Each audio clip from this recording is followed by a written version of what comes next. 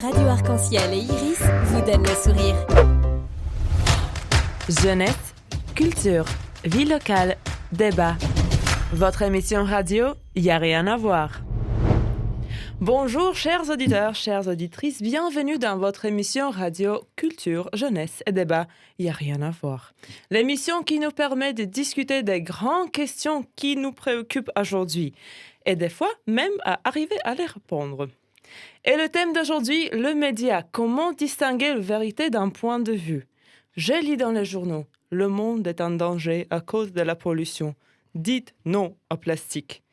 Mais est-ce que cette éco-panique est une stratégie de marketing pour que je m'achète un nouveau sac en tissu ou un brosse à dents de bambou? Ou encore, je lis, le coronavirus est une pandémie qui a déjà tué le premier Français, alors à l'abri tout le monde! Sauf que le journal a oublié de mentionner que le patient était un touriste chinois qui avait 80 ans et que l'an dernier, la grippe a fait 8000 morts en France, ce qui devrait faire 8000 fois plus de peur que le Covid 2019, qu'on l'appelle maintenant. Le résultat, les gens sont en quête de leur perception de la réalité. Et dans cette brume d'incertitude, nous avons un guide aujourd'hui dans le studio, le représentant d'un des médias les plus populaires de la région, rue 89 Strasbourg. Bienvenue, monsieur Jean-François Gérard. Bonjour et merci pour l'invitation.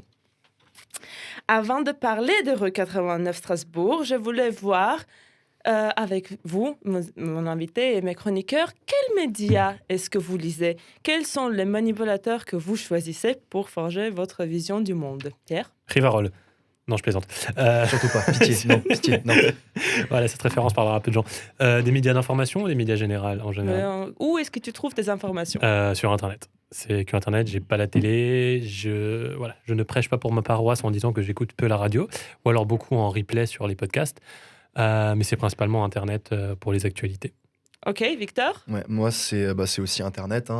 C'est généralement, je trouve beaucoup d'informations sur les réseaux sociaux et après, je vais vérifier en fait les infos sur des médias, notamment du coup les sites internet de ces médias. Mais c'est pas les amis qui partagent leur opinion, mais ce sont quand même les médias sur les réseaux sociaux. Ah oui, Oui, c'est les médias sur les réseaux sociaux. Ça peut être aussi des amis qui disent les gars, vous avez entendu parler de ça, et du coup après, je vais vérifier et je lis principalement Le Monde, surtout, qui reste quand même assez neutre sur la question, plus à gauche quand même, mais ils essayent quand même d'avoir au moins des sources. Ils ont un service qui s'appelle Les Décodeurs, qui décode tout ce qui est fake news, que je lis beaucoup, ça, qui est vraiment cool par contre. Bon format, oui. Ouais, c'est ça. Et vous, monsieur Gérard? Rue 89 Strasbourg, un peu plus. Forcément, les médias locaux, ça c'est plus pour la veille, pour me tenir au courant de ce qui se passe, parce que moi-même étant dans un média local, je suis loin de tout savoir sur tout ce qui se passe dans la région. Et après, j'essaye un petit peu Alors c'est vrai que c'est beaucoup par les réseaux sociaux où je suis beaucoup de pages. On essaye de mettre en premier, mais j'essaye toujours en tout cas d'aller sur des médias d'information classiques. Et puis la radio le matin ou en replay avec les podcasts. Flash info à la radio? Ouais, notamment, ouais. Le matin, la matinale pour se réveiller. Bien. Bon, alors, maintenant, on va passer à vous découvrir un petit peu plus, juste après le jingle. Jeunesse, culture, vie locale, débat. Votre émission radio, y a rien à voir. Alors aujourd'hui, nous avons le plaisir d'avoir Monsieur Jean-François Gérard avec nous sur Il n'y a rien à voir. Monsieur Gérard, vous travaillez pour rue 89 Strasbourg depuis 2014 comme coordinateur de la rédaction. Pourriez-vous nous dire combien de gens travaillent avec vous? Combien de gens est-ce qu'il faut pour faire tourner un média local? Alors rue 89 Strasbourg, on a une toute petite équipe de permanents. Il y a le directeur. Il y a moi-même qui suis là depuis 2014 et un troisième journaliste à temps plein depuis cette année en fait. Avant, il était en apprentissage, comme moi par le passé, qui était aussi en apprentissage avant d'être à temps plein. Et puis après, il y a une dizaine à peu près de pigistes, de journalistes indépendants qui sont pas là tout le temps, mais qui viennent nous proposer des sujets, et ce qui permet d'avoir plus de diversité que si on était juste 3 ou 4 permanents. Ok, alors c'est pas un énorme équipe, je m'attendais à plus. Une plus grosse équipe, ouais. Souvent les gens nous disent ça, mais on travaille beaucoup.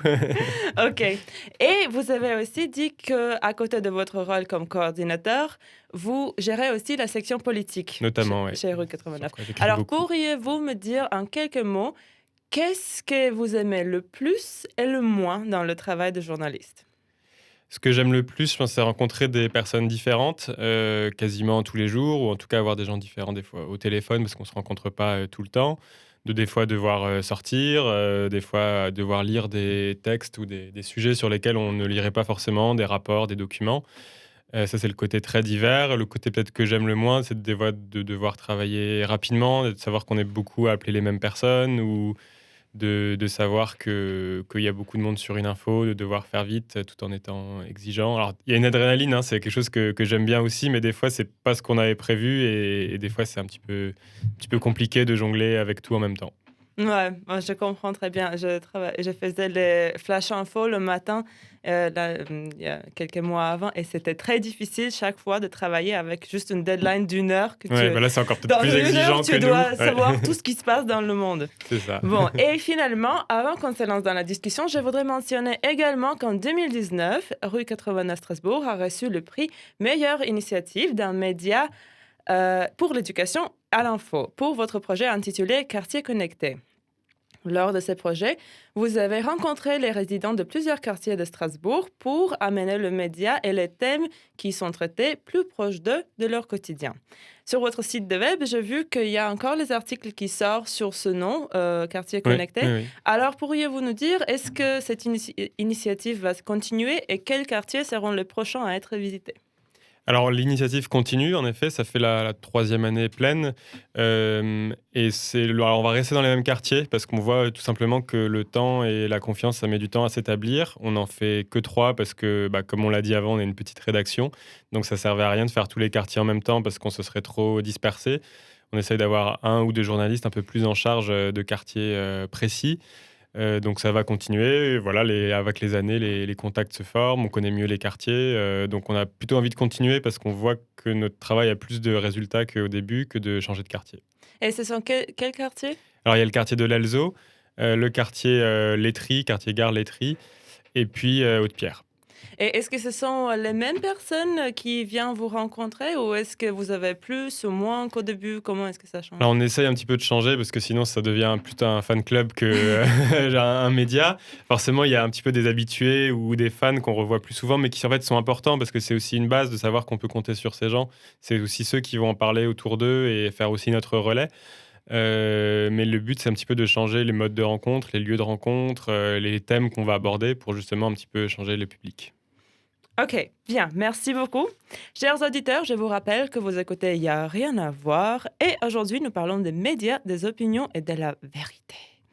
Notre invité aujourd'hui est le coordinateur de la rédaction de Rue 89 Strasbourg, M. Jean-François Gérard, qu'on va retrouver dans quelques instants. Alors restez avec nous. Jeunesse, culture, vie locale, débat. Votre émission radio, Il n'y a rien à voir.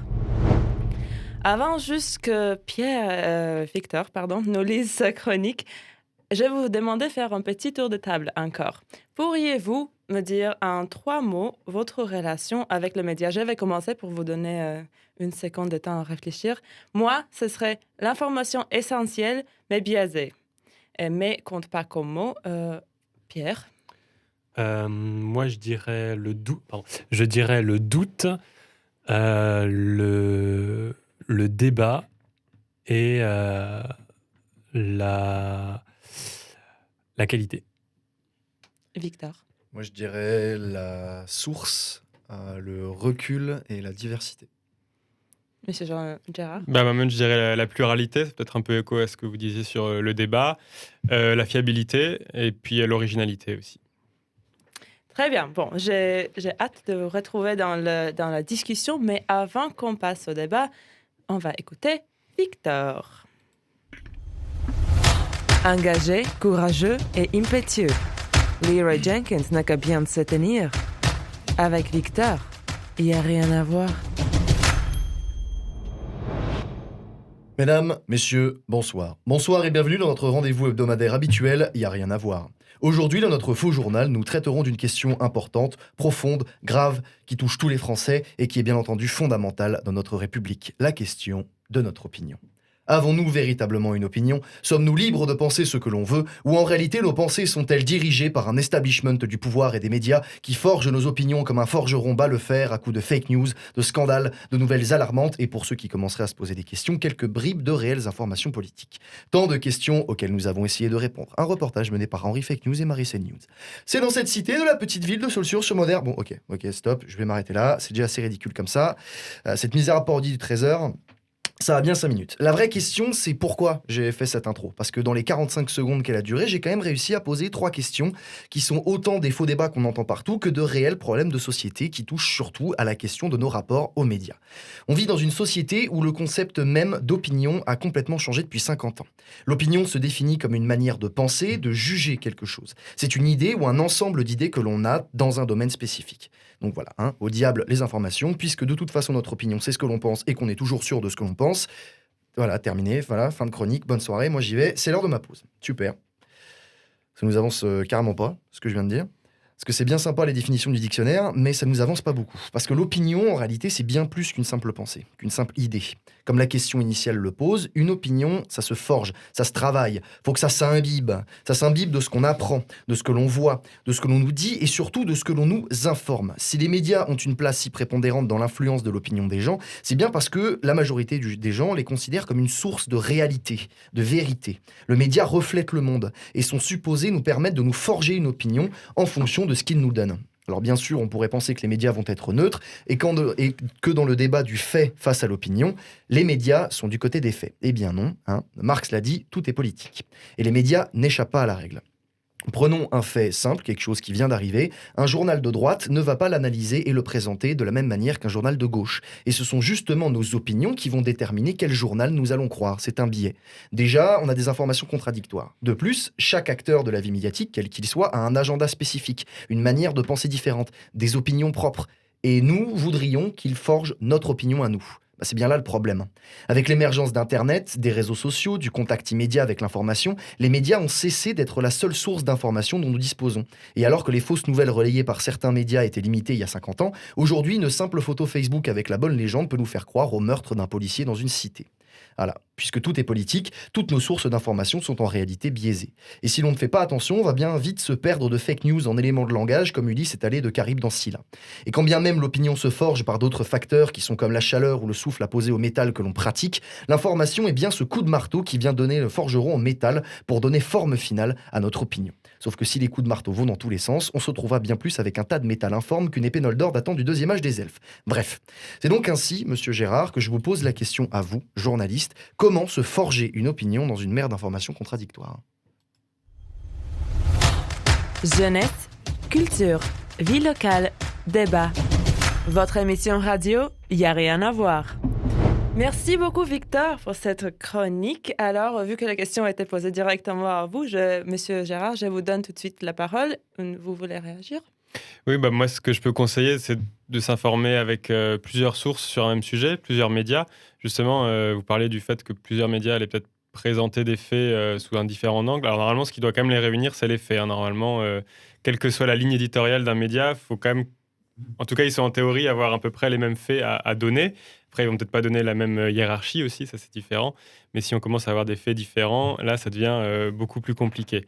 Donc aujourd'hui, c'est un peu quand même plus simple de s'informer avec différentes sources sur un sujet, notamment parce qu'il y a beaucoup d'infos et d'articles en ligne.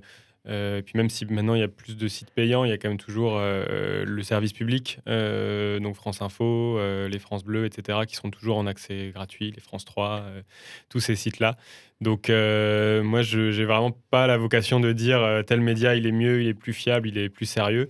Ça, c'est peut-être quelque chose qui vient aussi avec l'habitude, en ayant lu souvent un média plus qu'un autre, et se dire c'est comme sur les articles là que j'ai l'impression que c'est le plus complet, plus intéressant, plus étayé, d'après avoir ses préférences. Mais ce qui marche bien, c'est d'avoir toujours plusieurs sons de cloche. Est-ce que vous avez une réaction? Sur ce que disait en fait Victor pendant sa chronique, est-ce que du coup ce qui a été répondu, je suis d'accord en fait sur l'idée. L'idée, c'est effectivement, voilà, comme dit, de prendre un fait de base. Comme tu dis, pour prendre ce que tu as dit, l'exemple de la photo Facebook, voilà, mettons, on retrouve un policier mort dans une cité, ça c'est un fait. Voilà, il y a un policier qui est mort dans une cité. Bon, maintenant, ensuite, ce qu'il faut, c'est effectivement savoir comment il est mort, comment il en est arrivé là, qu'est-ce qu'il faisait ici, pourquoi est-ce que ça a dégénéré, parce que quand il y a un mort, en général, c'est que ça dégénère, faut le savoir. Ce genre de choses. Et le problème, en fait, c'est que faire ce travail, justement, c'est un travail. C'est un travail intellectuel que de se forcer à chercher différentes sources d'informations. C'est tellement plus facile, comme on dit, de prendre un journal qui est populaire, qui est connu, il nous donne l'information, bam, on part du principe que c'est ça. Et tant qu'on n'a pas un débat ou quelqu'un qui nous prouve l'inverse, on va penser que c'est la vérité. Et le souci, c'est qu'en fait, cet effort intellectuel, ce travail de penser contre soi, qui est très dur, il n'est pas toujours fait, malheureusement. Et c'est là que le bas blesse, c'est lorsque l'on a la paresse de chercher en fait la vérité par soi-même et qu'on fait aveuglément confiance. Et puis parce que c'est long, et puis si sur chaque sujet, on va relire 3-4 journaux, ça commence à 3-4 journaux plutôt d'ailleurs, ça commence à faire beaucoup, quoi. Ça commence à faire beaucoup, mais alors je dis pas que je le fais sur tout, hein. Effectivement, il y a des sujets, je vois une information qui passe, je fais ok, bon, c'est ça. Mais du coup, ce que je fais quand je suis pas sûr, c'est quelque chose. Alors, ça peut sembler assez compliqué, et j'ai pas toujours réussi à le faire, mais je pense qu'il faudra vraiment qu'on travaille, c'est fermer sa gueule. Voilà, quand tu maîtrises pas le sujet, tu te tais. Hein, c'est une super technique, je vous jure, essayez, vous allez voir, ça apporte plein de bonnes choses. Quand on ne sait pas et quand on ne maîtrise pas un sujet, on se tait. Et puis globalement, dans les articles, il faut peut-être des fois aussi faire attention quand justement on va pas en lire 3 ou 4 sur le même sujet, de regarder si des faits sont donnés. A priori, ils sont quand même plus ou moins sourcés, quoi. Est-ce que c'est la version, par exemple, de l'exemple de policier, est-ce que c'est la version de la police? Est-ce que c'est quelqu'un qui était sur place qui raconte? Est-ce que c'est un témoin? Est-ce que c'est ce qu'a ensuite dit peut-être les enquêteurs ou des choses comme ça? Et donc ça, normalement, c'est quand même les informations sont la plupart du temps quand même sourcées dans les journaux professionnels, dans les articles ou à la télévision. Et donc c'est intéressant de se dire, bon, j'ai eu cette information. Ça ne veut pas forcément dire que c'est exactement ça, mais en tout cas, la version de un tel, c'est ça. Et regarder un petit peu les sources dans un article, où normalement, dans les articles, on essaye de faire réagir plusieurs sources, plusieurs points de vue, quoi. Mais justement, moi je reprends en fait l'exemple que j'ai utilisé là, l'idée du flic dans la cité qui est tué. C'est pas exactement ça. C'était une photo sur Facebook qui avait circulé sur plusieurs pages d'extrême droite où en fait on voyait 2 jeunes sur un scooter à visage découvert en train de, avec un pistolet, braquer un officier de police en fait. Et cette photo a circulé avec la légende inadmissible, on laisse faire ça dans la rue, les Arabes, machin, etc. J'allais dire, quand est-ce qu'on le dit, les Arabes? Voilà, parce qu'il y a les Arabes et les Noirs, évidemment, c'est un Arabe et un Noir sur le scooter en plus, super, voilà, on leur donne des armes, c'est la guerre, nanana, etc. Et ça avait été relayé partout, ça a fait un buzz énormément. Et en fait, il s'avérait que cette photo venait l'origine de cette photo, en fait, c'était la page d'une série qui était tournée, et en fait, c'était la photo d'une scène de cette série, où effectivement, dans la série, il y a un jeune sur son scooter qui braque un flic. Sauf que cette photo, mais une photo sur les réseaux sociaux, c'est pas une information... Mais justement, voilà. Sauf que ça a été relayé, et ça a été accepté par beaucoup de gens comme une information réelle et concrète. Il y a une phrase d'Antoine Daniel qui dit « Tout ce qui est sur Internet est vrai ». Il y a même la petite musique derrière. Ça, c'est une grosse connerie. Et justement, c'est une connerie. Et moi, ce que je voulais poser comme question aussi pour élargir un peu le truc, c'est comment éduquer les gens à faire attention à d'où vient leur information, justement à chercher les sources. Normalement, elles doivent quand même apparaître plus ou moins. Alors, c'est vrai que moi-même, quand j'utilise des chiffres, je ne vais pas forcément remettre selon la ville, selon la police, selon la préfecture, etc. Selon les syndicats, il y en avait. Selon les syndicats, oui, sur les manifestations, c'est un autre exemple. Bon, là, souvent, c'est quand même le cas typique où on le met parce qu'il y a beaucoup de. En général, il y a un rapport de 1 pour 2, quoi. 500 selon les policiers, 4000 selon les syndicats. Bon, à Strasbourg, encore, on est très prudent là-dessus, très mesuré par rapport à des villes où c'est plutôt x5, x10 à Marseille, à Rennes ou des choses comme ça. Et encore, nous, sur les manifestations, on essaye d'avoir Maintenant, il y a un peu des méthodes de comptage indépendants, donc on arrive à avoir quelque chose un petit peu entre les deux. Mais ce que je voulais dire, tout ce qui est sur Internet, c'est pas forcément vrai, quoi. Ça, c'est sûr que tant que ça n'a pas été publié, imprimé ou mis sur des sites... des sites, on va dire, d'information plus classiques. Mais le conseil que je dirais, c'est si vous connaissez pas la source, si vous savez pas ce que c'est, renseignez-vous, quoi. Si c'est juste une page Facebook dont vous avez jamais entendu parler, un compte ou des choses comme ça ne veut pas dire que c'est faux, mais il y a quand même souvent moyen de regarder un petit peu, est-ce qu'il y a une page Wikipédia, est-ce qu'il y a marqué qui est-ce qui publie, est-ce que c'est un site qui a déjà été beaucoup repris par d'autres médias, etc. Je trouve ça un bon indicateur. Je pense qu'il y a aussi un très gros problème générationnel, cliché de ouf, mais il faut quand même le dire. Tu prends par exemple ce genre de page où il y a... En général, c'est le déferlement et l'avènement du 5e Reich. On y est déjà au point Godwin. Quand j'ai rien à faire le soir et que je me balade sur ce genre de truc, voilà. Objectivement, je veux dire, sociologiquement parlant, c'est hyper intéressant de voir quand même tous les gens qui se lâchent dans ça. C'est cliché à mourir, mais soit on a du Kevin Dillon qui a jamais quitté la campagne, qui est sur le scooter, soit on a que du plus de 50 ans qui a Facebook et la même photo en gros plan zoomé à la webcam, en photo de profil, en photo de couverture. C'est ce genre de personnes. Et c'est vrai. Alors, c'est con parce que je sais que je connais déjà des personnes que j'aime beaucoup dans la vie, mais qui sur Facebook se transforment effectivement en nouveaux templiers de la lutte française. Mais c'est vrai qu'il y a un gros souci générationnel en fait vis-à-vis des informations sur Internet. On prend les anciennes générations, pour eux les informations c'était la télé, la radio. Et sur la télé et la radio, effectivement, comme vous dites, une émission radio, on ne va pas dire oui, effectivement, il y avait 5000 selon les chiffres du syndicat résultés sur INSEE. Non, tu donnes ton information et on part du principe que c'est fiable parce que tu as 3 chaînes de radio, tu as 3 chaînes de télé. Bon, en théorie, ils disent à peu près tous la même chose. Là, depuis qu'on a Internet et qu'on a n'importe quelle personne qui peut se dire comme journaliste, j'en parlerai après, on se rend compte qu'en fait, les gens qui sont habitués à l'ancien système n'ont pas les réflexes que nous, on peut avoir plus jeunes, qu'on a peut-être plus naturellement, de remettre en doute, de tout de suite mettre en doute. Moi, dès que je vois une information, surtout sur un réseau social, je dis ok, très bien, il y a ça, mais j'ai instinctivement quand même un peu de recul en me disant attends, il y a moyen que dans 2 jours, tu entendes que c'est l'inverse, tu vois.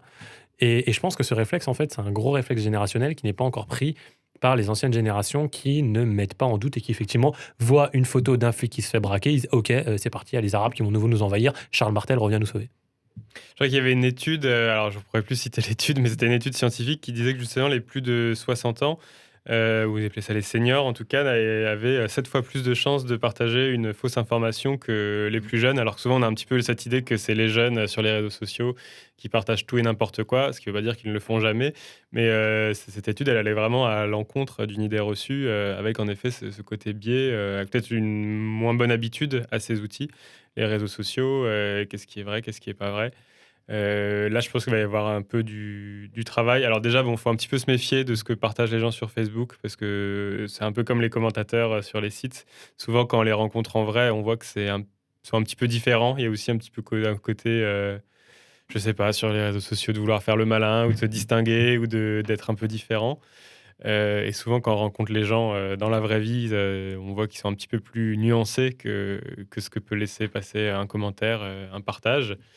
Et puis après, en effet, il y a un travail qui va un petit peu incomber aux journalistes, un petit peu en effet d'éducation, de montrer voilà, qu'est-ce qu'on peut publier, pas publier. C'est notamment ce qu'on a dans nos rencontres quartier connecté. Je crois que ce qui avait intéressé le jury aux assises des journalistes, c'est que c'était des rencontres avec tout type d'habitants. Et en fait, c'est vrai que c'est beaucoup de personnes plutôt âgées qui arrivent, en tout cas de gens de plus de 40, 50, 60 ans, pas beaucoup des jeunes. D'ailleurs, c'est quelque chose sur lequel il faut qu'on travaille, qu'on touche plus les jeunes, mais aussi des gens plus âgés. Et c'est vrai que souvent, ces programmes d'éducation aux médias, c'est beaucoup ciblé sur les jeunes, les collèges, les écoles, les lycées. Et nous, on arrivait aussi à des fois avoir des personnes plus âgées et de leur dire, ça, on peut le publier si on arrive à vérifier une information, si justement ça arrive à être des faits et pas seulement des opinions, type la ville s'en fiche de nous dans notre quartier, ça c'est une opinion. Et maintenant, l'idée, c'est de dire... comment est-ce qu'on peut voir si la ville s'en fiche vraiment de ce qui se passe dans le quartier? Qu'est-ce qui n'a pas été fait ou qu'est-ce qui est mal fait? Et après, donc, c'est plutôt des illustrations, des exemples. Hein. On a eu plein de cas, les immeubles pas propres, les services des poubelles. Enfin voilà, des exemples très terre à terre, mais qui montrent en effet que des fois, les quartiers ne sont pas traités comme d'autres quartiers plus prospères et qui fonctionnent bien en fait par eux-mêmes.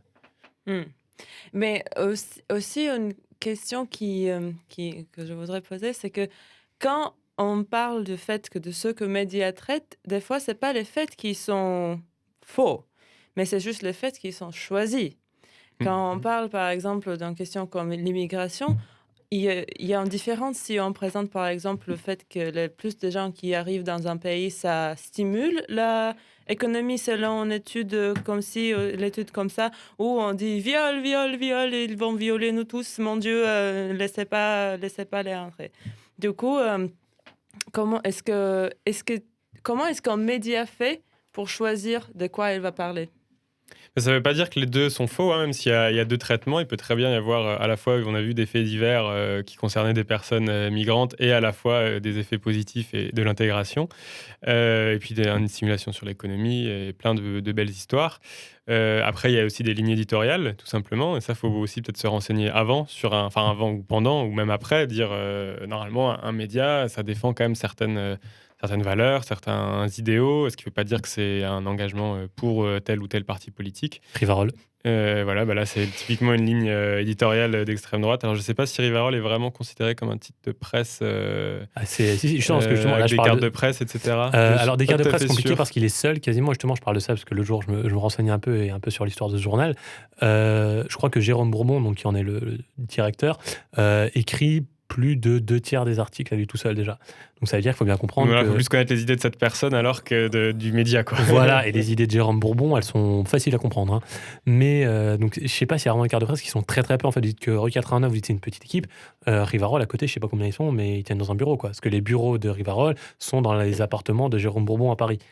Ouais, bon Donc, là, c'est après, vraiment on un est tout sur petit une truc. publication quasiment Mais c'est- voilà. artisanale. C'est ça, Je sais pas si il c'est fait tout vraiment lui-même. le meilleur exemple pour comparer. Mais en tout cas, si vous avez du recul, c'est très rigolo à lire. tout ce qui Mais est ayez du lié. recul. Faut pas lire ça au 1 degré, faut en prendre le recul. Et quand vous avez le recul, vous vous tapez des barres à lire ce truc. Hein. C'est pépite. Est-ce qu'il y a une influence politique pour de ligne éditoriale de chez Rue 99? Il n'y a pas de ligne. Enfin, on n'est pas partisan dans le sens où on va. Mais bon, en fait, comme quasiment tous les médias, hein, même l'humanité ne soutient pas ouvertement le Parti communiste, alors qu'il y a des liens. Nous, on se définit plus comme un contre-pouvoir. En tout cas, c'est vraiment comme ça que moi je le vois. Donc forcément, quand il y a une mairie à gauche à Strasbourg, alors des fois, on va peut-être avoir des articles plus partagés par la droite parce qu'on va parler de ce qui fonctionne pas très bien ou de ce qui pourrait être amélioré ou de ce qui n'a pas été assez fait. La région, on a une région de droite, donc là, on va peut-être plus avoir des infos qui vont être partagées par la gauche ou qui vont être soulevées par l'opposition. C'est un petit peu normal pour le cadre politique. Voilà, nous, c'est plus vraiment des valeurs type la discrimination, l'environnement, la parole à peut-être ceux qui ont moins accès aux médias que des personnes plus établies, que des associations, des syndicats qui ont plus l'habitude.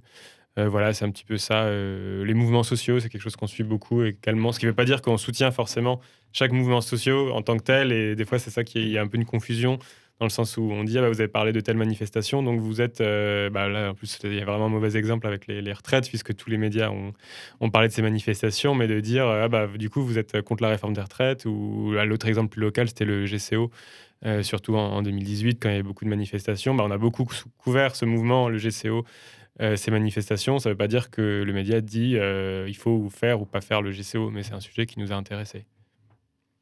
Des réactions? Non? Sur les lignes éditoriales non, compliqué de définir alors, l'éditorial d'un je journal. pense que sur cette note, c'est très bien de passer à notre prochaine chronique. Alors, je rappelle aux auditeurs, vous écoutez Il n'y a rien à voir, édition Médias, Opinion, Vérité, Comment savoir. Et avec nous, aujourd'hui, il y a monsieur Jean-François Gérard de rue 99 Strasbourg. 89. Attention. 89, pardon. C'est pas grave. Et voilà, et on va tout de suite passer à la rubrique de Pierre. Ça pas un peu con, lui. C'est pas si simple. À propos de devenir marteau, vous savez que chez moi ça peut aller assez loin. Non, mais ça suffit maintenant. Enfin, je vous dis de la fermer. C'est quand même pas compliqué. Non, c'est moi ou il y a une ambiance de merde? Bon, c'est quoi le truc là? Vous voulez quoi? Vous voulez qu'on se batte? Alors là, il y a de la tape dans la gueule. Je vois que ça. Ah oui? Et qui c'est qui va me la mettre? Voilà. Attaque de fion. Dans notre société, alors remarquez déjà la qualité de la formule d'introduction, hein, on sent que le mec a bossé. Dans notre société, l'information est relayée par les journalistes. Merci Pierre. Peu importe le média, papier, télé, radio, internet, ce sont eux qui font et défont les nouvelles, qui nous disent ce qui est important et qui, par ce biais, influent quotidiennement dans nos prises de position sur tel ou tel sujet. Il semblerait que ceux qui transmettent l'information ont donc un rôle capital, central, primordial, fondamental, abyssal, cardinal, colossal, crucial, magistral, monumental. Mon optimisme, inaltérable, incassable, infrançable, ok j'arrête, mon optimisme me laissait donc croire que pour un rôle si important, on allait trier et sélectionner pour donner ces postes à des gens très brillants. Bon alors, par où commencer ? Le principal problème, c'est que grâce à notre merveille de technologie qui nous permet de diffuser une vidéo dans le monde entier en quelques secondes, mais qui en même temps encule le système de ce monde, l'écosystème de ce monde, n'importe quel recalé d'une classe de SECPA peut se dire journaliste. Et c'est donc à cause de ça qu'on se retrouve avec une haine, voire au mieux un mépris, d'une profession d'une noblesse absolue.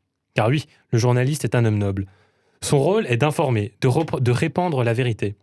Son rôle est non pas de faire des articles sur comment reconnaître un Parisien à la campagne, mais des articles sur pourquoi, alors qu'on a envoyé des hommes sur la Lune, d'autres sont obligés de regarder leurs petits frères labourer la terre avec leurs molaires. Comprenez-vous au moins les raisons de leur colère ? Le journaliste doit se pencher sur les choses importantes. Il doit, au milieu d'un océan de récifs, être le phare des bateaux égarés que sont les esprits des gens. Mais notre sens de la priorité est visiblement curieux, puisqu'il semblerait que ce qui est important, c'est de coller dans le désordre des lettres de l'alphabet et de gesticuler sur des camions multicolores pour dire à tout le monde à quel point on est fier de là où on met sa bite, alors qu'on devrait plutôt essayer d'arrêter ceux qui la mettent dans des gamines dont le village a été massacré au motif de l'interprétation d'un livre saint. Par ailleurs, n'est-il donc pas curieux de voir des articles mettant en avant un rassemblement silencieux dans une ville pour combattre des incendies ravageurs dans un pays à 20 000 km de là ? Et oui, Poca, c'est à vous que je parle sur ce coup, mais rassurez-vous, vous n'êtes pas les seuls. Vos collègues de ce journal, dont le nom ressemble étrangement à un vêtement qui fut interdit sur les plages, au motif qu'il est plus important de débattre sur comment des meufs doivent s'habiller, plutôt que sur le fait que des gamins fabriquent encore le tissu qu'elles enfilent, ces collègues de ce journal, qui ont comme ligne éditoriale de coller Ing à la fin de chaque action pour en faire une nouvelle tendance, brassent eux aussi suffisamment de vent pour éteindre les feux dont on parlait plus tôt. Les anciennes générations disent que tout va mal avec nous. Bon alors déjà, sachez que nous, on a arrêté de brûler les femmes qui guérissaient les gens parce qu'on comprenait pas comment elles faisaient, et on ne joue plus trop au savant fou avec le corps des mecs qui font Shabbat. Enfin, de moins en moins en tout cas. Parce que, en fait, ce qui ne va pas avec cette génération, c'est que tout le monde a la parole. Le mec qui en 1870 aurait mangé une salade de talons et de bottes accompagnée d'un velouté de descente de coude dans les gencives pour avoir dit ce que le bon sens qualifie de connerie, a aujourd'hui, grâce à cette technologie qui permet de greffer des cœurs mais qui ne donne toujours pas accès à l'eau potable à 50% de la population mondiale, autant de portée médiatique que le plus brillant des intellectuels. Et ça c'est grave, faut le savoir. Être journaliste, c'est une responsabilité. Chaque type de journaliste a un rôle. Le journaliste sportif va devoir être un passionné, un cœur ardent qui s'enflamme et qui nous fait nous enflammer. Le journaliste politique doit être mesuré, avoir du recul. Mais ils ont tous ce même devoir de produire de la qualité. Et c'est bien là que le bas blesse. Car lorsque l'on sait à quel point la paresse d'esprit est répandue, combien penser contre l'opinion majoritaire est mal vue, on s'est dit que la qualité est une plante vénéneuse, belle mais dangereuse, souhaitée mais risquée, et que le conformisme sans prise de risque est rassurant. Donner la possibilité à n'importe qui de répandre n'importe quelle nouvelle, de donner son avis sans y avoir réfléchi, de juger sans avoir pris de recul, c'est ça qui tue le journalisme. Enfin, je crois. À moins que ce ne soit l'inverse. Est-ce que ce sont les gens qui écoutent les journalistes et les responsables ? Vous avez 4 heures. Jeunesse, culture, vie locale, débat. Votre émission radio, y a rien à voir. Merci Pierre, on vient d'écouter la rubrique de Pierre sur Il y a rien à voir et tout de suite on va continuer notre discussion sur le média. Et juste avant ça, je voulais rappeler à vous, chers auditeurs, que vous pouvez aussi participer au débat sur notre page Facebook Il y a rien à voir. Alors, est-ce que quelqu'un a tout de suite une réaction ou est-ce que vous voudriez que Pierre répète sa question peut-être pour... La question, elle est Oui. tout simple, effectivement, c'est de savoir où placer la responsabilité. Enfin, c'est le débat un peu qu'on a classiquement. Est-ce que c'est celui qui vend des conneries qui est responsable ou c'est celui qui les achète ? Là, en l'occurrence, c'est est-ce que le responsable de la piètre qualité d'information et qu'on peut trouver et de la défiance qu'on peut avoir vis-à-vis du journalisme, est-ce que cette responsabilité est à mettre sur les épaules des journalistes qui choisissent d'écrire le sujet qu'ils veulent et de traiter et de mettre en avant certains sujets ? Ou bien est-ce que c'est à mettre sur les épaules de ceux qui lisent, qui s'intéressent à ça, qui vont acheter Voici, Magazine, ce genre de conneries qui est responsable en fait ? Celui qui vend, celui qui achète. Question Et souvent, c'est un peu l'excuse, notamment pour les articles qui font du clic, comme on dit, où on dit mais il y a une demande, puisque les gens cliquent beaucoup sur les articles. Ce qui est un peu une manière de se réfugier derrière, parce qu'en fait, les gens ne se réveillent pas en disant j'aimerais absolument lire un article sur une polémique débile ou sur des petits chats. Il y a quand même un peu des notes d'espoir. Là, c'est en 2018 et 2019, plusieurs sites ont finalement publié moins d'articles, et pour faire des articles plus approfondis. C'est notamment le cas du Monde. Je crois qu'il y a d'autres cas à l'étranger, notamment le Guardian. Et en fait, en faisant moins d'articles, mais peut-être des articles plus étayés, ces sites ont augmenté leur audience. Donc finalement, c'est qu'il n'y a pas une demande juste de voir plein de trucs différents sans se concentrer. Les gens sont quand même en demande d'informations de qualité et en profondeur. Et donc après, la question de la responsabilité, je pense que les gens qui cliquent sur un lien pour se divertir 5 minutes pendant une pause ou au travail ou je sais pas, pour juste déconnecter, c'est pas tout à fait pareil que acheter un journal, se rendre en kiosque, dépenser de l'argent ou s'abonner pour ce type d'informations. Donc moi, je suis pas trop inquiet sur le côté, finalement, si on met juste des mauvais contenus, c'est comme ça, c'est sur ça que la presse va aller. On voit, alors il y a peut-être eu quelques excès dans le web autour des années 2010 parce que c'était assez récent. Mais là, en tout cas, moi, j'ai l'impression de voir un effet de balancier où les gens sont peut-être plus matures vis-à-vis de tout ça et peut-être aussi les rédactions, du coup, un peu plus matures dans ce qu'elles publient. C'est une réaction très optimiste. Je serais un petit peu plus pessimiste à ce niveau parce que les journalistes, les journaux, le journal auquel je faisais référence, donc Combini, qui a quand même effectivement, on regarde la page de Combini, c'est impressionnant le nombre de trucs qu'ils publient, que que je trouve vraiment sans intérêt, parce que le problème, c'est que comme c'est un journal qui a énormément d'influence, notamment chez les jeunes, quand je dis les jeunes, c'est ma tranche d'âge, c'est l'actuel 18-30 ans, c'est un journal qui est extrêmement populaire, qui est très présent sur Internet, sur les réseaux sociaux, qui donc va avoir énormément de vues. Brut, c'est pareil, Vice, c'est pareil. Ce sont ces journaux aujourd'hui qui font Vice a perdu un peu de l'audience en faisant beaucoup de vidéos et moins de contenu écrit et en profondeur. Eh ben, tant mieux qu'ils en perdent.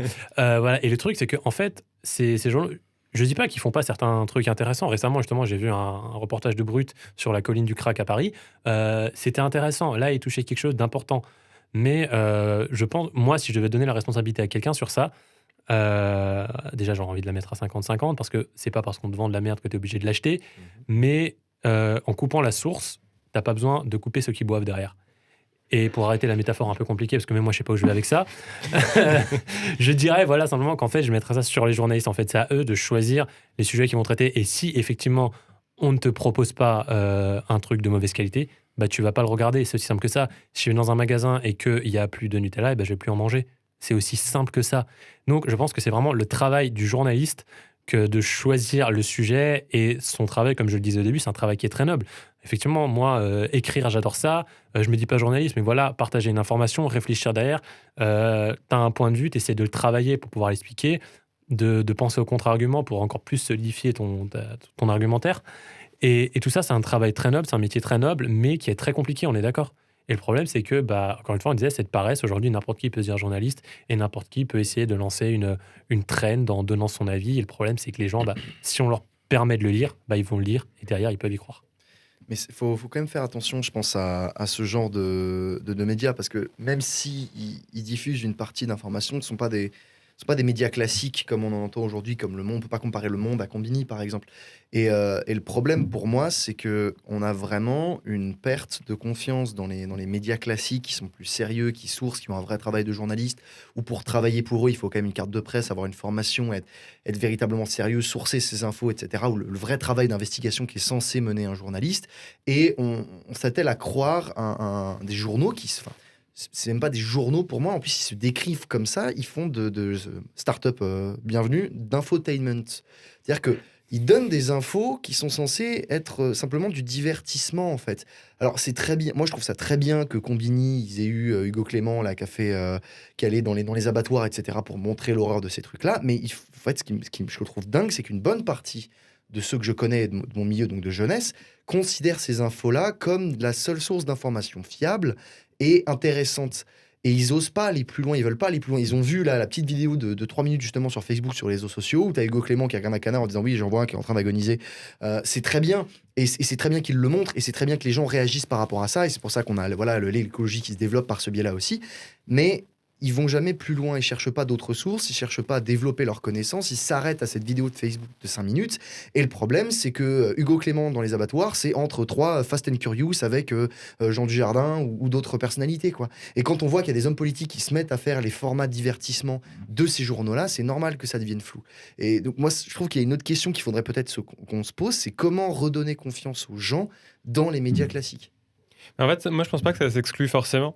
Pas plus tard qu'hier, il y a quelqu'un, alors c'est pas quelqu'un de jeune, c'est plutôt quelqu'un qui a plus de 50 ans, mais qui m'a dit, tiens, j'ai vu une vidéo sur Combini, en plus qui est un cas très local, puisque c'est le cas du rappeur Larry, qui a maintenant beaucoup de succès et qui raconte l'Elzo, comment lui, il la voit. Et il m'a dit, ça c'était intéressant parce que il montrait le quartier, le trafic, où est-ce qu'il a grandi, comment sont les gens. Il dit, à mon avis, c'est à milieu de ce que propose en ce moment. En tout cas, c'est une vision de la ville qui doit être à milieu de celle des candidats aux élections municipales qu'on a exactement au même moment. Et c'est aussi quelqu'un qui est abonné à des médias payants, qui lit même de la presse professionnelle, etc., avec des infos très pointues sur qui va à quel ministère, dans quel truc de l'ombre, quel métier, etc. Donc moi, je pense pas que ça s'exclut forcément. En effet, ce qui est un peu plus embêtant, c'est de dire, alors moi, j'ai rien de spécial contre Combini ou un autre, c'est d'avoir toujours un média et on va dire, en fait, ça va être ça ma source d'information Surtout qu'il y a beaucoup de médias qui sont des médias, ce qu'on appelle de niche, en fait. Et même nous, à Rue 89 Strasbourg, on est un peu en quelque sorte un média de niche. On n'a pas du tout la prétention d'avoir l'exhaustivité de toutes les infos qui se passent à Strasbourg, notamment en faits divers. On n'est pas très bon. Donc, si vous voulez connaître les faits divers, c'est pas spécialement chez nous. Et pour autant, on a en tout cas l'impression d'être bon sur d'autres sujets, plus en enquête, plus sur la politique, sur l'environnement, les transports, ce dont on parlait avant.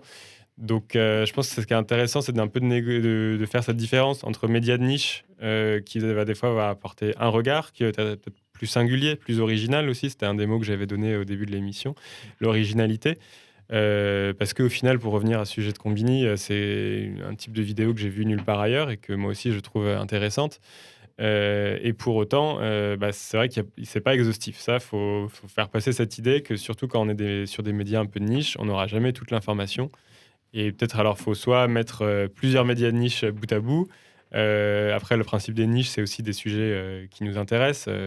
Un autre type de média, c'est un reporter avec 2RE qui fait beaucoup sur l'écologie.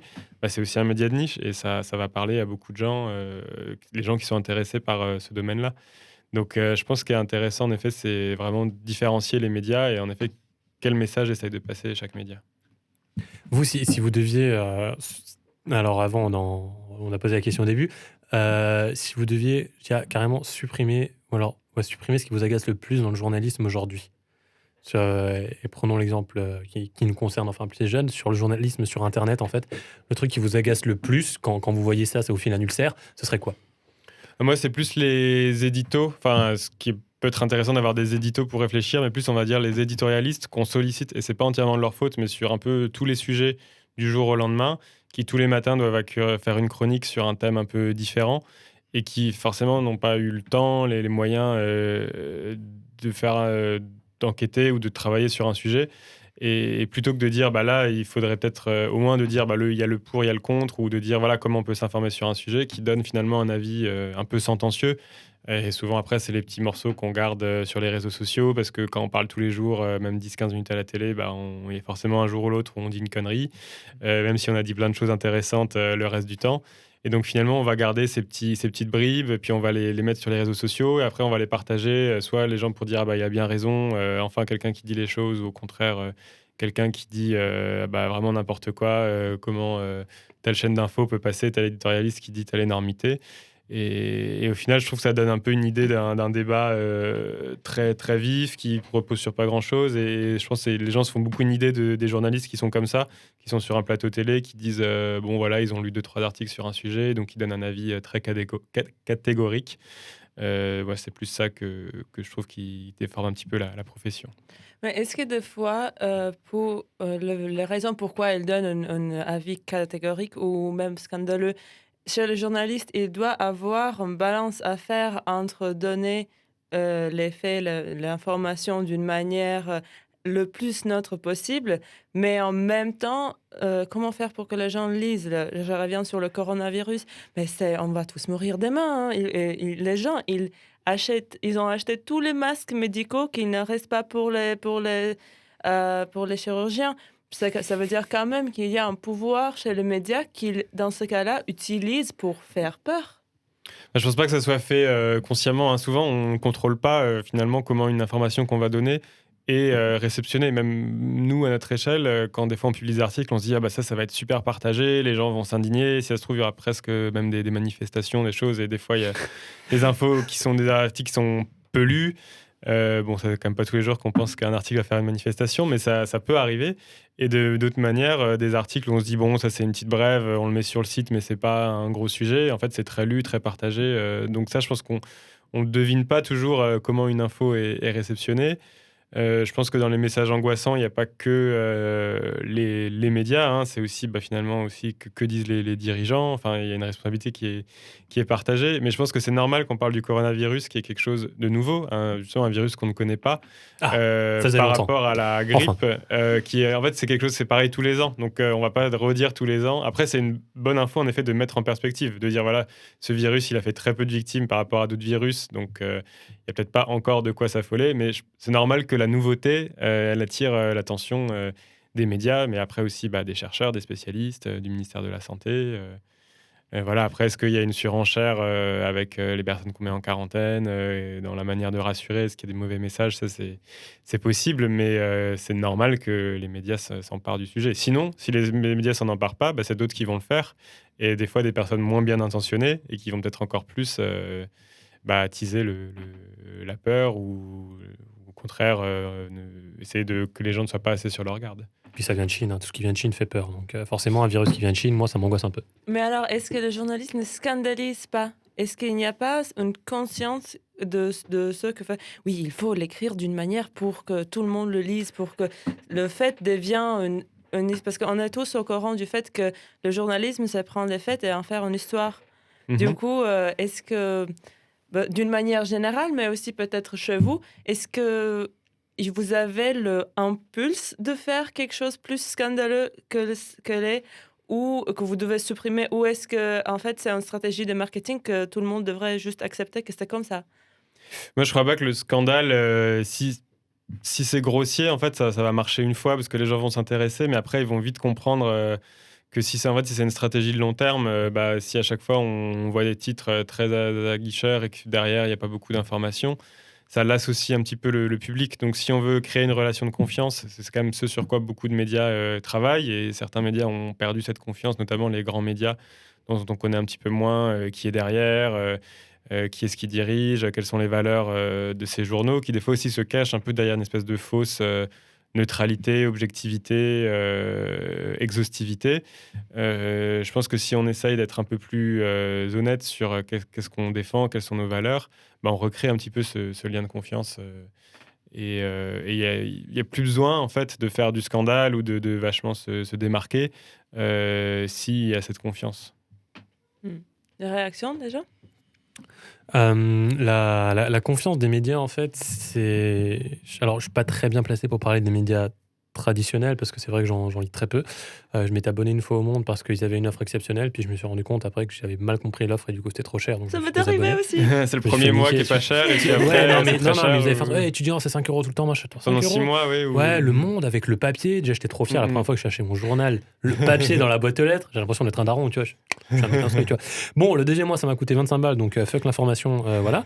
Faut le savoir, faut que j'arrête avec ça. Et en fait, vu que je prends toutes mes sources sur Internet, et donc effectivement le gros sur les réseaux sociaux, mais pour prendre l'exemple du sport, en fait, qui sont peut-être les médias que je suis le plus. Les médias sportifs, c'est ceux que je regarde tous les jours, non-stop. Le sport, je prends un journal sportif qui, j'ai l'impression, qui a perdu justement beaucoup en confiance. C'est le plus connu des Français, c'est l'Équipe. J'ai l'impression que le journal L'Équipe a énormément perdu justement parce qu'ils ont fait énormément de putaclic. Ils font énormément d'articles qui commencent par Cristiano Ronaldo, incroyable, il a ça, LeBron James, incroyable. Tu regardes l'article, ouais, Cristiano Ronaldo, il s'est fait des mèches blondes. On s'en tape un peu. Voilà. Et du coup, ils ont perdu énormément de ça. Ils ont fait énormément de leurs articles qui sont devenus payants. Juste pour les abonnés. Ils ont fait normalement, c'est justement plutôt les articles de qualité qui sont payants, puisque c'est ceux où il va y avoir des infos qu'on ne va pas forcément lire ailleurs. Oui, mais ça, je suis d'accord. Et c'est vrai qu'il y a certains articles, notamment sur un truc intéressant, je me dis, tiens, je commence à lire, et après, je vois qu'il est payant. Je fais, merde. Mais le problème, c'est que quand toute l'image du journal, ensuite, est un peu dénaturée, ça ne donne pas forcément envie de donner ton argent derrière à ce journal pour lire les trucs bien. C'est une stratégie marketing qui peut s'avérer utile, mais en l'occurrence, j'ai l'impression qu'elle prend un peu le revers de la lame, en ce que tu as une mauvaise réputation, tu dis ouais, mais si tu payes, ça va être bien. Non, ce qu'il faut, c'est tu as une très bonne réputation, et si tu payes, ce sera encore mieux. Et le souci, en fait, des médias, je dirais, comme ça, sur Internet, c'est que il y a en fait tout un truc, et c'est très humain, en fait, hein, c'est ce qu'on parlait avant, la peur, ça fait vendre. Ça, c'est pas une nouveauté ce que je suis en train de dire, je suis pas en train de révolutionner la sociologie, mais la peur, c'est tellement plus vendeur que l'optimisme. Y a un truc aussi que je reproche énormément aux médias, et j'en avais parlé dans une chronique de la saison dernière, que les médias, en fait, vendent la peur et surfent dessus, et ne sont pas du tout optimistes. On va jamais avoir un journal de 20 heures qui va commencer par aujourd'hui une super nouvelle sur l'écologie, aujourd'hui une très belle nouvelle sur les recherches dans l'avancée de la médecine. Sur le jour où la France a gagné la Coupe du Monde, ça faisait la une des journaux, et c'est une bonne nouvelle, en tout cas pour beaucoup de Français fans de foot. Je suis d'accord, mais je vais pas se lancer dans tout le sport, c'est l'opium du peuple, tout ça. Mais c'est vrai, je kiffe les nouvelles sportives. Hein. D'ailleurs, il y a France-Pays de Galles. demain matin, voilà, pour samedi, pour ceux qui nous écoutent. Très important, il faut regarder, on peut avoir le grand chelem. Mais le problème, c'est que les médias, en fait, surfent énormément sur la peur, sur le scandale. Et c'est ce que tu disais avant avec le coronavirus. Voir des Chinois qui meurent, ça fera vachement plus vendre que voir un mec qui a sauvé je sais pas combien de personnes ou d'hectares de plantations à l'autre bout du monde. Et ça, je pense que c'est encore une fois le travail, la responsabilité du journaliste, que aussi de parler des choses bien. Et ça, se fait pas assez, je trouve. Moi, je ne crois pas que la question elle doit se poser en peur ou optimisme. C'est plus le rôle du journaliste, c'est de donner des informations. Et encore plus maintenant, on est dans un monde où il y a énormément de communication, notamment sur les réseaux sociaux, les marques, le gouvernement. Ici, ça va être la mairie de Strasbourg. Enfin, tout le monde peut nous abreuver de communication avec les réseaux sociaux, la publicité, les affiches. Le rôle du journaliste, c'est notamment de débusquer un petit peu là où ne va pas la communication, là où les informations n'arriveraient pas autrement que par les journalistes aux citoyens. En tout cas, nous, c'est comme ça beaucoup qu'on raisonne à notre échelle. Et je pense quand même que dans beaucoup de rédactions, il y a un petit peu ce côté où on se dit, tiens, c'est quoi l'information ? Comment ? Alors, justement, quand c'est des informations très communiquées, c'est plutôt peut-être de la mettre en perspective, de parler un petit peu du passé, de l'historique, des conséquences ou des difficultés d'une information, notamment quand il y a une annonce, type une nouvelle loi. Et il y a des fois des choses qui sont un peu dans les angles morts. C'est aussi des fois un petit peu le cas des faits divers. Une bavure policière, typiquement, la police ne va pas communiquer dessus. Les habitants, s'ils n'ont pas forcément accès aux médias, ça ne va pas forcément se savoir, ou ils ne vont pas contacter un journaliste ou quoi. C'est des espèces d'angles morts, des sujets où les journalistes doivent aller plus.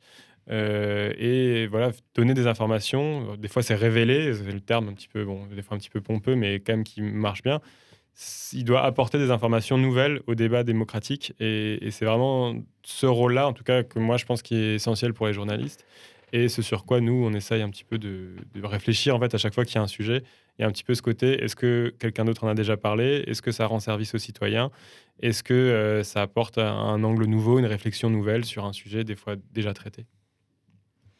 Chers auditeurs, je vous rappelle que vous écoutez Il n'y a rien à voir et avec nous aujourd'hui, nous avons Jean-François Gérard de rue 89, Strasbourg, et on va se retrouver bientôt. Jeunesse, culture, vie locale, débat. Votre émission radio, Il n'y a rien à voir. Alors, nous avons discuté de médias aujourd'hui. On a parlé beaucoup de choses, de comment se forger une opinion. Alors, si je vais vous demander, je vais commencer par vous, Monsieur Gérard, juste très brièvement la réponse qui vous viennent, que vous pourrez donner à nos auditeurs. Alors, comment faire ? Quelle est la meilleure pratique pour rester informé et pour distinguer des biais, je ne connais pas le... Des bons. Les bias. Allez, les biais, ouais. Les biais, oui, je ne connais pas le mot. Qu'on trouve dans les médias. La bonne pratique pour être informé. Lire des médias différents, pas forcément toujours sur le même sujet, parce que c'est redondant, mais un petit peu changer, que ce soit sur Internet ou dans ce qu'on achète en kiosque ou ce qu'on écoute à la radio, en podcast. C'est d'autant plus facile maintenant avec tous les moyens qu'on a à disposition. Les chroniqueurs, est-ce que vous avez aussi quelque chose à ajouter ? J'irais toujours avoir conscience de ce qu'on lit. Se dire que quand on lit un média de gauche, on lit un média de gauche. Et que donc, c'est ce qu'ils disent est quand même orienté. Toujours savoir que ce qu'on va lire ne sera jamais forcément neutre. Et donc, toujours avoir un certain recul par rapport aux sources qu'on utilise pour nous aussi. Ça rejoint un peu ce que dit Victor. Moi, ça serait prendre du recul. Toujours mettre en doute. Je dis pas de ne pas croire être créé au complot, mais toujours mettre en doute ce qu'on lit et se dire que il se peut que j'apprenne plus tard que c'était faux, ou finalement ça c'était vrai. Donc toujours prendre du recul et douter. Et voilà, chers auditeurs, vous avez attendu chez nous le masterclass de comment rester informé et voir les choses pour qu'elles sont. Et l'information payante aussi, c'est un bon moyen de s'informer, puisque c'est une manière de donner de l'indépendance aux journaux et justement d'être moins influencé. C'est vrai. On y arrive, fin d'émission, on arrive. Nous rappelons que le site pour donner à rue 89 est sur le compte bancaire. J'ai pas fait la page de pub, mais de manière générale, pas uniquement rue 89 Strasbourg. Bon, merci Jean-François Gérard d'avoir été avec nous. On a eu le plaisir de vous accueillir. Je vous rappelle, chers auditeurs, que Monsieur Gérard travaille chez rue 89 Strasbourg. Vous pouvez aussi lire ses articles dans la section politique. Il rédige lui. Et j'espère que vous avez apprécié cet épisode dont le thème était le média. N'oubliez pas que vous pouvez aussi participer au débat sur notre page Facebook Il n'y a rien à voir. Alors, merci Monsieur Gérard. Merci à vous. Et merci mes chroniqueurs et merci aussi de nous avoir écoutés. C'était Annette, Victor et Pierre au micro, ainsi que notre invité Monsieur Gérard. Et la semaine prochaine, nous allons discuter de la langue de bois avec Monsieur Marion-Jacques Berthold. Alors ne manquez pas notre prochain épisode. Jeunesse, culture, vie locale, débat. Votre émission radio, y a rien à voir.